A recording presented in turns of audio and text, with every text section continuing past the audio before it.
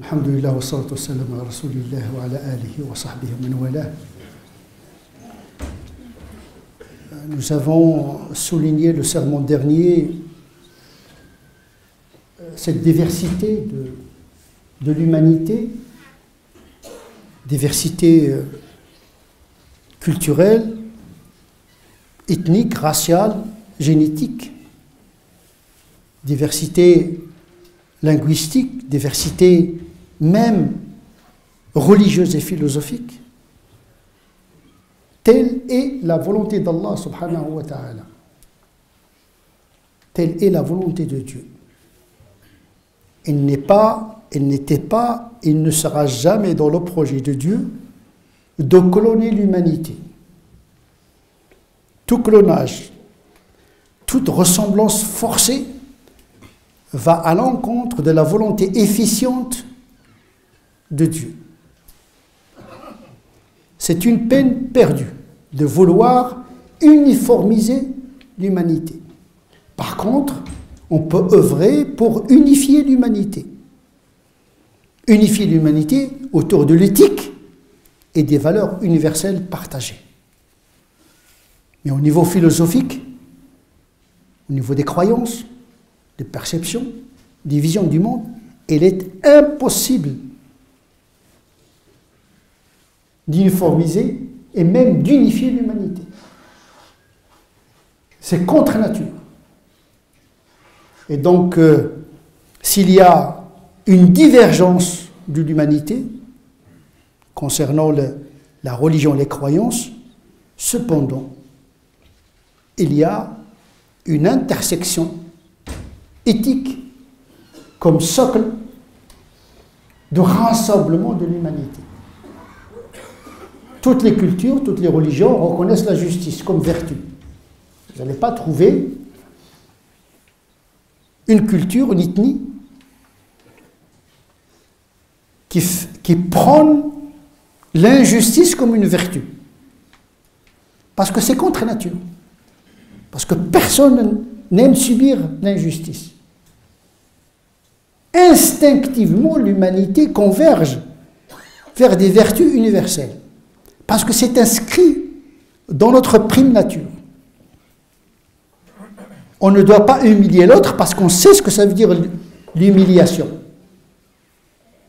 On doit respecter la dignité de l'autre parce qu'on sent l'offense contre notre dignité est touchée. C'est ce qu'on appelle le principe de réciprocité.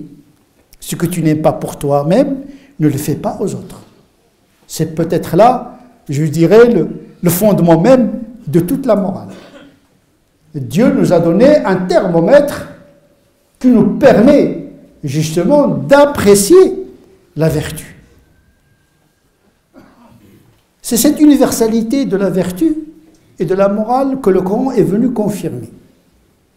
Quelle que soit la divergence du musulman avec le non-musulman, il ne doit jamais trahir l'universalité de la morale. Il n'y a aucune conséquence doctrinale, philosophique, de divergence dans les croyances sur l'éthique. Parce que respecter l'éthique, c'est respecter le Créateur. Respecter la morale, c'est respecter la loi d'Allah subhanahu wa ta'ala telle qu'elle a été déposée dans la nature. Respecter l'éthique, c'est respecter soi-même. Celui qui ne respecte aucune règle ne se respecte pas. Abstraction faite de la croyance de l'autre. Beaucoup de versets du Coran insistent sur la vertu de la justice et de la bienfaisance à l'égard non seulement du non-musulman, mais à l'égard du non-musulman agresseur. Il ne faut pas que l'agresseur de l'autre me pousse à transgresser mes valeurs. La réponse doit être juste et équivalente. Wala ta'dadu, ne transgressez pas les limites quant à votre réaction par rapport à une injustice. On ne répare pas l'injustice par une injustice. C'est ça la dignité. C'est de rester digne, se respecter. Si on agit comme l'autre, on peut agir dans le sens du mal. Et donc, le Coran vient confirmer, souligner, exiger le respect de cette éthique, qui ne connaît pas de géométrie religieuse variable. Avec le non-musulman, avec le musulman, avec soi-même, avec ses proches parents, la justice s'applique de manière systématique. Nous avons plusieurs versets qui soulignent cet état de morale. Soyez témoins à l'égard de Dieu. Shuhada lillah. Walau ala anfusikum. Soyez témoins de Dieu même à l'encontre de vous-même, à l'encontre de vos propres parents et de vos propres proches. À notre passage du Coran, demande aux musulmans d'être justes, qawwamina bil qist, d'être toujours dans la justesse et la justice, même en état d'aversion envers un peuple. Que l'aversion envers un peuple ne vous pousse pas à être transgressif, transgresseur. Adilou huwa aqrabu littaqwa. Soyez juste, c'est cela qui est le plus conforme, le plus proche à la piété. C'est dur, mais c'est ça la morale exigeante. C'est le projet du prophète sallallahu alayhi wa sallam, qui a résumé toute sa mission dans l'accomplissement de la vertu. Innama bu'ithu li'utammima makarima al-akhlaq. Je suis envoyé pour parfaire la vertu, pas pour l'inventer. Il est déjà déposé dans notre prime nature. Le Coran révèle en nous cette morale universelle. Le Coran, il nous rappelle ce qui est universel. Il n'invente pas la morale. La morale était là déjà. Les Arabes étaient généreux avant l'islam. Il avait le sens de l'hospitalité. Il y avait des religions avant l'islam. L'islam est venu confirmer et souligner cette exigence morale. Donc, quels que soient les différents et les différences théologiques, philosophiques, religieuses, jamais ces différences ne doivent impacter notre rapport à l'éthique qui doit être constante, systématique. Ceci est vrai à l'égard du non-musulman. Il est vrai également à l'intérieur des musulmans parce qu'ils sont divergents par nature. Tous les musulmans n'ont pas les mêmes croyances. Tous les musulmans n'ont pas les mêmes interprétations des pratiques. Nous avons déjà en islam beaucoup de doctrines théologiques, aqaïd, des systèmes de croyances différents. Le système de croyances chez Ahmed ibn Hanbal, le hanbalisme, propose un système de croyances relativement différent de celui de l'ash'arisme. L'ash'arisme, il présente une économie théologique des attributs de Dieu complètement différente des maturidites, etc., etc. Mais ils ne se sont jamais constitués en des religions différentes, en des églises différentes, en dehors desquelles point de seul. Ce sont des doctrines libres aux musulmans d'en choisir celle qui lui convient le mieux. Bien sûr, les musulmans sont tous d'accord sur le credo. L'unicité de Dieu, la prophétie des prophètes, les anges, les 6 piliers de la foi que tout le monde connaît ici. Ils sont tous d'accord sur les 5 piliers de l'islam. Ils sont tous d'accord que mentir, c'est pas bien, tricher, c'est pas bien. Donc, il y a un socle de valeurs communes au sein de la tradition musulmane. Mais au-delà d'un certain seuil, il n'y a que divergence. Il y a des courants de la dogmatique, la aqaïd. Il y a également des courants au niveau de la praxis. Donc il y a plusieurs orthodoxies, il y a plusieurs orthopraxies. Comment gérer ce pluralisme? Ou bien il faut transformer ce pluralisme en une richesse, un respect de la volonté de Dieu, parce que telle est la volonté de Dieu, Dieu il a fait que sa religion est interprétable, le Coran lui-même, est la première source de cette divergence entre les musulmans. Parce que les enseignements du Coran s'apprêtent à l'interprétation. C'est pourquoi tous les savants n'interprètent pas le Coran de la même manière. La même chose pour les hadiths du prophète sallallahu alayhi wa sallam. Tous les savants ne sont pas d'accord sur les critères d'authentification du hadith. Le hadith qui est sahih pour le Bukhari ne l'est pas forcément pour Muslim et vice-versa. Mais l'islam est né avec ce pluralisme qui a été bien géré au Moyen-Âge.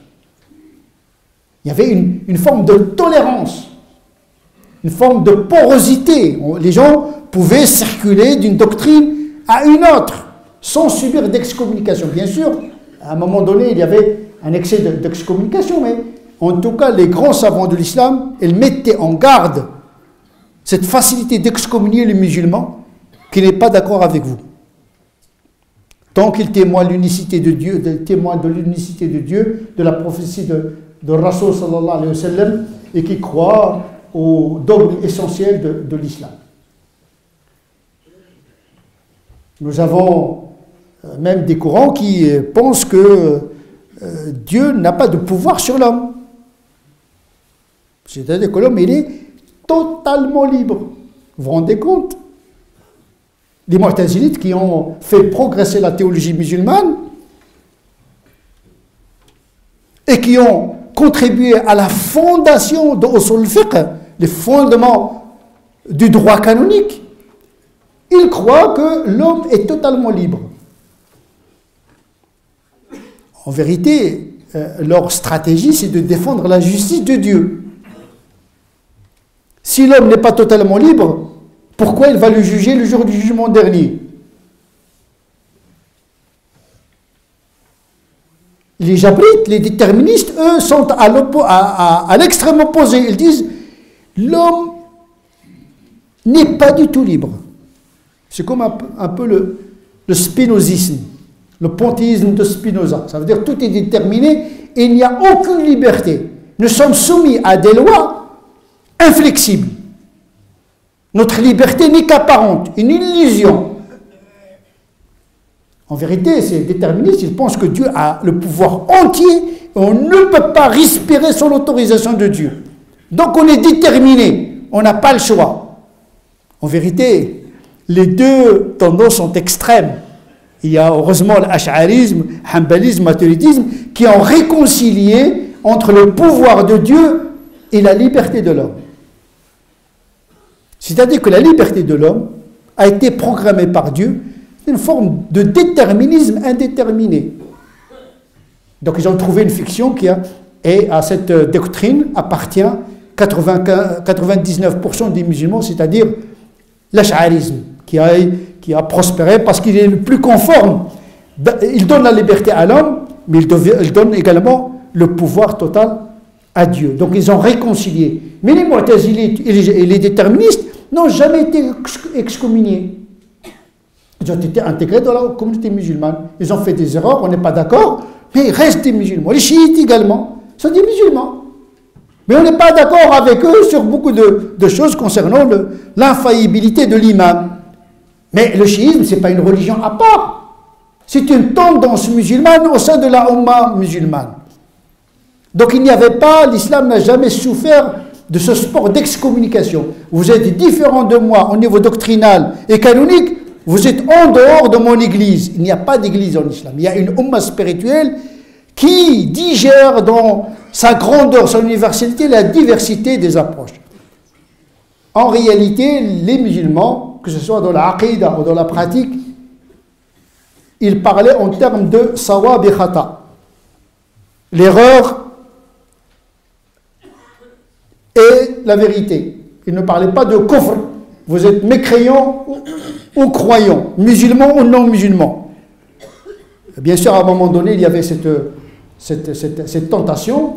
Elle a été combattue par les savants de l'islam, tels que l'imam al-Ghazali, qui a écrit tout un opuscule sur la mise en garde contre toute excommunication d'un musulman qui croit en Dieu, en son prophète, quelle que soit son interprétation dogmatique.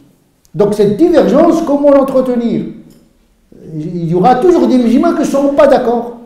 Maintenant, il faut chercher un socle commun. Ils sont tous d'accord sur l'akhlaq. Quelle que soit la divergence théologique, quelle que soit la divergence canonique, eh bien, on n'a pas le droit d'être injuste. On n'a pas le droit d'user de la violence. Comme l'a fait Ali ibn Abi Talib, pourtant calife des musulmans, qui avait le pouvoir d'user de la violence légitime de l'État, et pourtant il ne l'a pas utilisé pour combattre les kharijites. Les kharijites, c'est une tendance hérétique. Vous savez, l'hérésie ne veut pas dire excommunication. L'hérésie, c'est un courant hétérodoxe qui n'est pas conforme à l'orthodoxie, al-Sunnah wal-Jama'a, mais il n'est pas excommunié. Eh bien, les kharijites qui ont combattu les musulmans, qui ont excommunié un certain nombre de compagnons, qui ont excommunié tous les gens qui ne sont pas d'accord avec eux dans leur foi, et qui ont tué des musulmans. On pose la question à Ali ibn Abi Talib à leur sujet. Sont-ils des mécréants? Parce que quand même, ils ont excommunié presque tous les gens qui ne sont pas d'accord avec eux, ils ont tué des gens. Aujourd'hui, on pose la question à n'importe quel musulman, il va dire c'est un kuffar. Les Sahaba, ils ont tué les compagnons et ils sont des mécréants. Eh bien, Ali ibn Abi Talib, il s'est refusé, il a refusé de les excommunier. Il dit ce sont nos frères, ils nous ont combattus, mais ils restent nos frères. Et on les laisse prospérer dans le territoire musulman tant qu'ils n'usent pas de violence. S'ils sortent le glaive,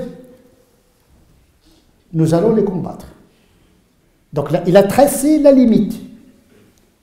Vous pouvez avoir les idées que vous voulez, tant que vous ne passez pas à l'acte de la violence. Là, il y a la légitime défense. C'est une réaction éthique. On a le droit de se défendre.